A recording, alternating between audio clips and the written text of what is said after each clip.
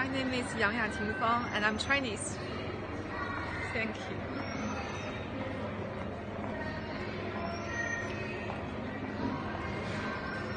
Hello, my name is Louis. I'm from France. Salut, je suis Tonia, je viens de Slovénie. Salut, je m'appelle Michel et je suis polonaise. Acheter pour tes amis, ta famille? Oh, je sais pas. Mais il n'y a pas de neige ici, donc je sais pas. Oui, c'est vrai. Oh, regarde tous les vêtements. Oh, est-ce que tu as quelque chose à dire, Michel? What the fuck? Regarde ça.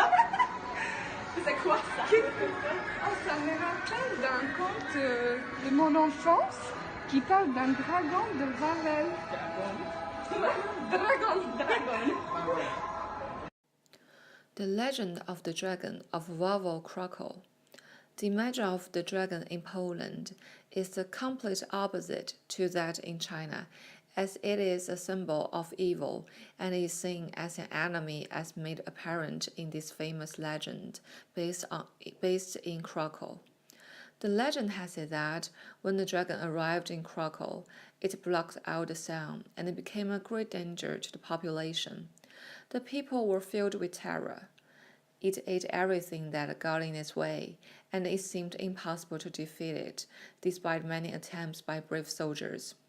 People were forced to flee from Krakow as the dragon ate all the cattle, and hunger spread across the town. They had to leave in order to save their lives, and the population decreased drastically as a result. The king was desperate to find someone who would defeat the dragon.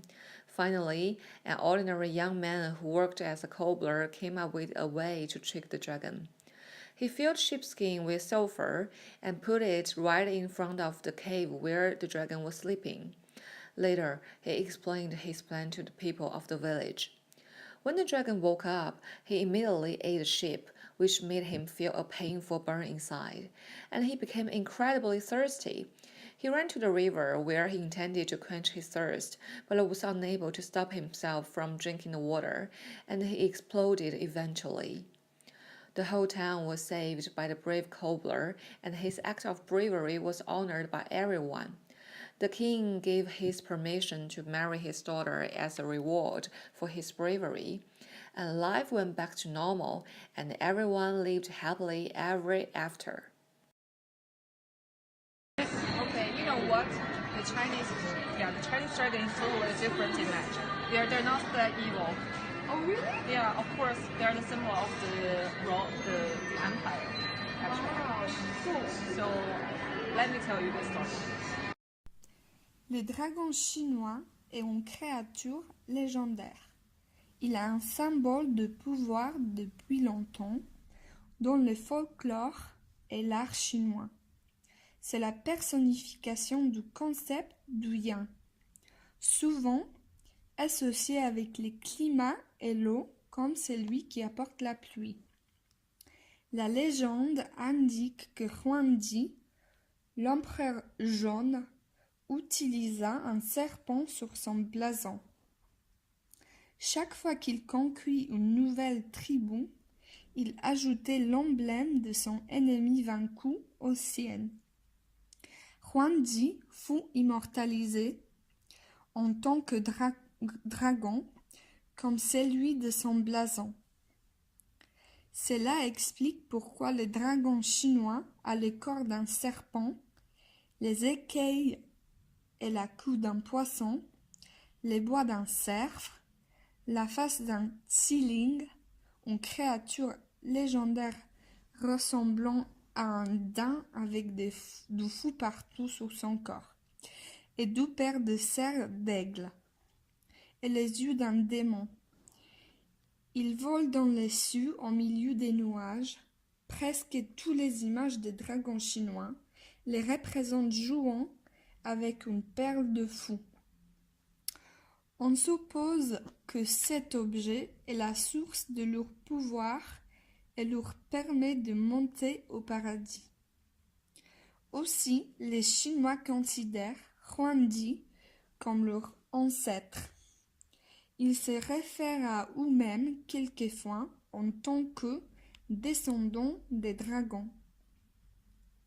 Le dragon est aussi un symbole de la puissance impériale, de l'empereur et des fonctions royales.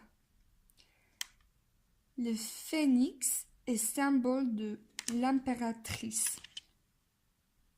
Les dragons sont considérés comme ceux contrôlant les mers. Ils peuvent se transformer en tornades ou en typhons au-dessous de l'eau. You know, these stories remind me that dragons don't always have to symbolize good or evil. Sometimes they just represent a sort of force of nature or just to explain away something. Yeah, do you have example or? Yeah, I know one. The one about the Slovenian story about the rooster and the dragon. Okay. Once upon a time, there were people living in the Ubel mountain pass who were digging for quicksilver. Near the village on the mountain pass lived a man named Yaka, who had a very feeble rooster.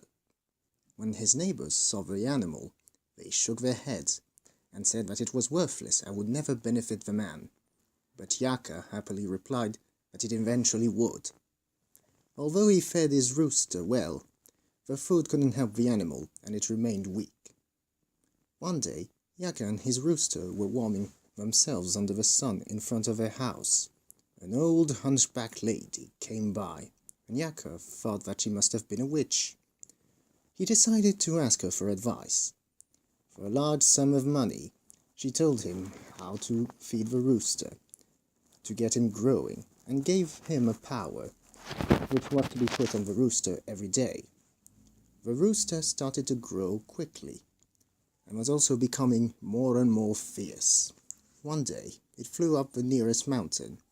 It sat on the cliff and sang loudly. Then it laid an egg, from which the baby dragon was hatched. The baby searched for a shelter, so it buried itself in the mountain. But soon there wasn't enough room for it, and so it eventually wanted to come out. With all its strength, it pushed its way through the mountain, and the mountain split. There was chaos. Stones started to roll to the valley. Both the animals and the villagers were terrified. They thought it was Judgment Day. It was there, and those who were once the enemies became friends. They were too scared to realize that they could not run away, and they only fled once the large boulder from the mountain started to roll right next to their houses. And then, half the mountain tore off.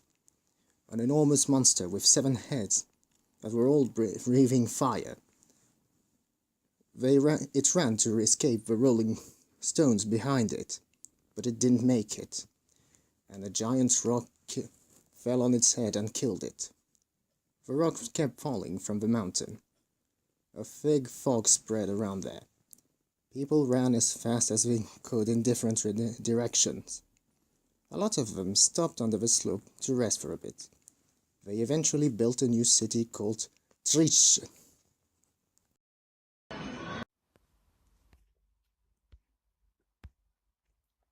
Comme dans la plupart des pays occidentaux, le dragon est devenu un symbole du mal avec l'arrivée du christianisme en France. De nombreuses histoires mettent en scène des saints tels que Saint Georges de Lydda, affrontant des dragons, une allégorie de la victoire du christianisme sur les démons. Bien qu'elle soit une représentation du paganisme, les dragons restent également un symbole de pouvoir et peuvent finir par décorer les blasons de nombreuses communes. L'un de ces animaux fantastiques est le gruy. Selon la légende, Saint Clément de Metz fut chargé par l'apôtre Pierre de convertir le territoire de la Gaule au christianisme. En arrivant à Metz, on lui expliquera qu'un énorme dragon nommé le gruy terrorise la population. Son corps peut-être recouvert d'écailles pouvait voler grâce à ses ailes de chauve-souris et crécher des flammes à l'odeur de soufre. Les habitants de Metz promettaient de se convertir si Saint Clément parvenait à débarrasser la ville de ce monstre dont la laine les empêchait de quitter la ville. Certaines versions du mythe précisent que la bête fut envoyée par Dieu afin de punir la ville de Metz pour ses péchés. Saint-Clément arriva à l'amphithéâtre de Metz, domicile du dragon, et se précipite sur lui, encerclant avec son étole. Le grenouille fut pétrifié et se mit à suivre Clément jusqu'à la Seille, une rivière qui se trouvait dans les environs de Metz. Clément ordonna à la bête de quitter cette terre. Depuis ce jour, la bête n'est plus jamais revenue et Saint-Clément devint le premier évêque de Metz.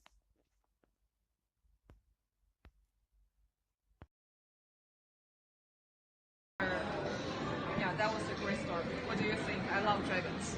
Yeah, that's so great. I mean, I love seeing the diversity and yet the common points between our cultures.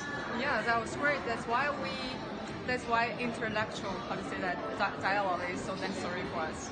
Yeah. Yeah, we all learn a lot of things. Okay, nice to meet you. Okay. Okay, bye.